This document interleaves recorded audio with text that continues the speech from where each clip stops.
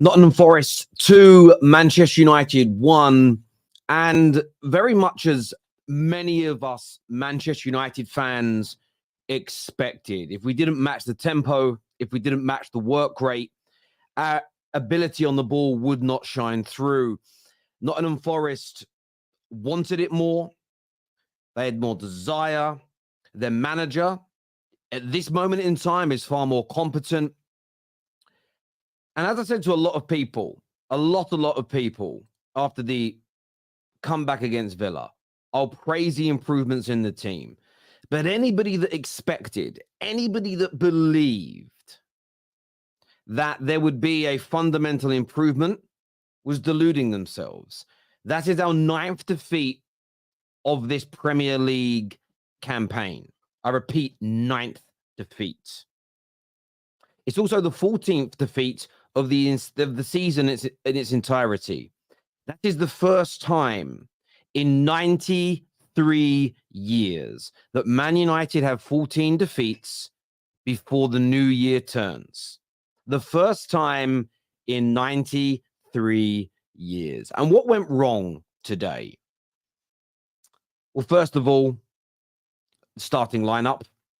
You could argue is probably about as good as it could be, although I still think you start Ahmad over Anthony. But first of all, he starts the game, and instead of playing Eriksen deep, as he did against Villa, he plays Eriksen in the kind of roaming 8 role with Bruno on the other side, exposing young Kobe Mainu, which we've done all season and has hurt us all campaign. So there we have a tactical decision from the manager, which was horrendous. Then what we get is a disaster from Marcus Rashford up front. He is not a number 9. Play an academy 9. Play someone that maybe can hold up the ball and help us keep our shape. Disastrous decision from the manager. Disastrous performance from him. You have Garnacho, who I congratulate and said thank you to on the goal. He made a good decision and a good pass. But Garnacho all game was absolutely horrendous. His touch was awful. He was an absolute shadow of the player we saw the other night. Why, though? I think he's better on that right-hand side. Anthony, who should not have played, faking a hamstring injury when he's walking off. An absolute £90 million. My brother said something to me when I told him, the scouts said, Orient fan, my brother, no dog in the fight. When you know that the scouts told the owners of Man United, don't pay more than 25 million. We paid 90. My brother's first reaction was, people are making money off the side. There's no way £90 million went to Ajax. People are making money on the side out of that deal. And United are happy to pay it because they're probably, owners or someone somewhere's getting money back, right? And I'm like, it makes a lot more sense than paying £90 million for a £25 million guy. But the whole front three today were an abomination. I thought Eriksen, disgraceful on the ball. Bruno, invisible.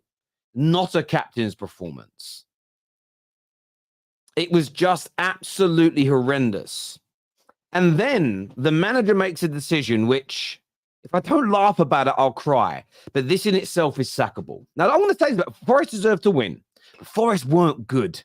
Forest were bang average. At half-time, the manager, in his wisdom, decides to play Scott McTominay in the DM role and take off Mainu. Why you take... Look, Mainu can play 8, but he can play DM. Scott McTominay has proven to the world over the past 5, 6, 7 years he cannot do that role. He's a throw him into the box in the last 10 minutes for a goal kind of guy. You take off Mainu and you bring on McTominay. What a jerk of a move. What a clown. What an abomination. If you're someone who's backing Ten Hag after just that decision alone, you need to explain why. Both the goals that Nottingham Forest scored were, listen, you can look at the offside trap that Evans tried to play, and you can say he shouldn't have done it, or Varane should have kept in line. You can argue that.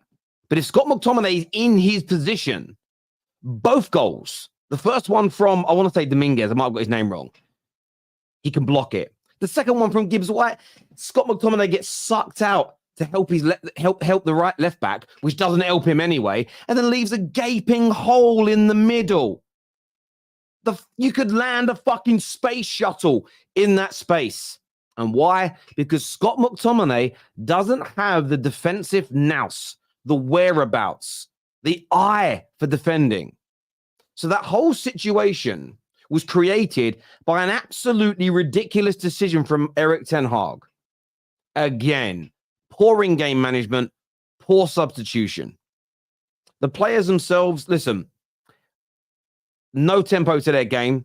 They didn't work hard. They didn't run. They weren't aggressive enough. And these elements matter in football. They matter, irrespective of the system, the style, how good somebody is. Where's your energy? Where's your love? Where's your passion? Where's your power? You need it. A lot of people hate those words in football nowadays. They're like dirty words, but you need it. You absolutely need it, especially in games that are going to be close. And we had none of that today. And I knew in my heart of hearts that we wouldn't. A lot of people back in Ten Hag said it proves the players are playing for him because they run the other night. Does it? Does it? They had a little resurgence tonight when they went 1-0 down and moved the ball a bit better and a bit quicker. They got a goal back kind of from it. Then they dropped off again. They pick and choose when they want to do it. They go from the sublime to the ridiculous, but nearly always the ridiculous. They are Jekyll and Hyde. The manager is a part of that.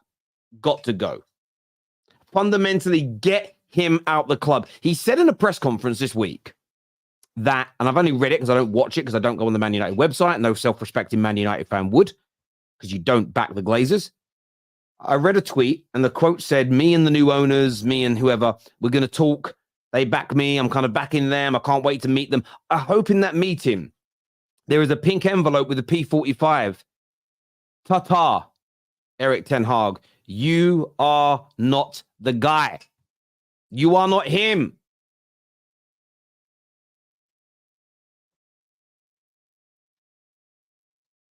You are not him. You are not that guy. You've got to go. You are not turning this around. And I keep getting called a bad Man United fan, a fake Man United fan because I want him gone. Nobody yet has given me a single reason that makes sense as to why he's going to turn it around. I don't want to hit injuries. Yes, we will improve results with our players back, but we're never going to create a system and a style that's going to be good enough to win. He's got to go. The players, as I've already said, Rashford, diabolical. Garnacho, diabolical. Anthony, what is an Anthony? What is he? I have no idea what he is. I have no idea. He's a fucking fidget spinner with acne. That's all he is, bruv. That's it. He's an absolutely horrendous football player. He really is. And that front three just epitomize everything that's wrong with this club.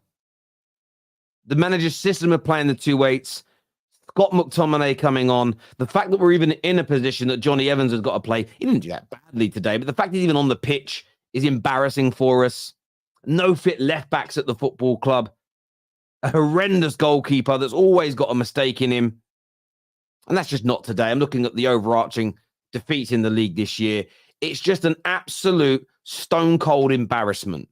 And some of these players have got to go. And I don't care about saving almost any of them.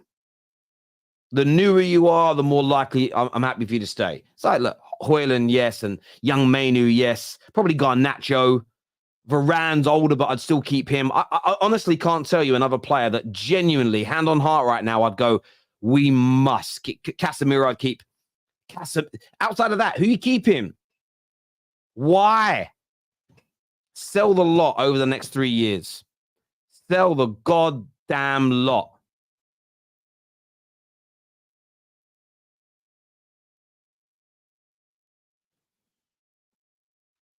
It's just embarrassing, man.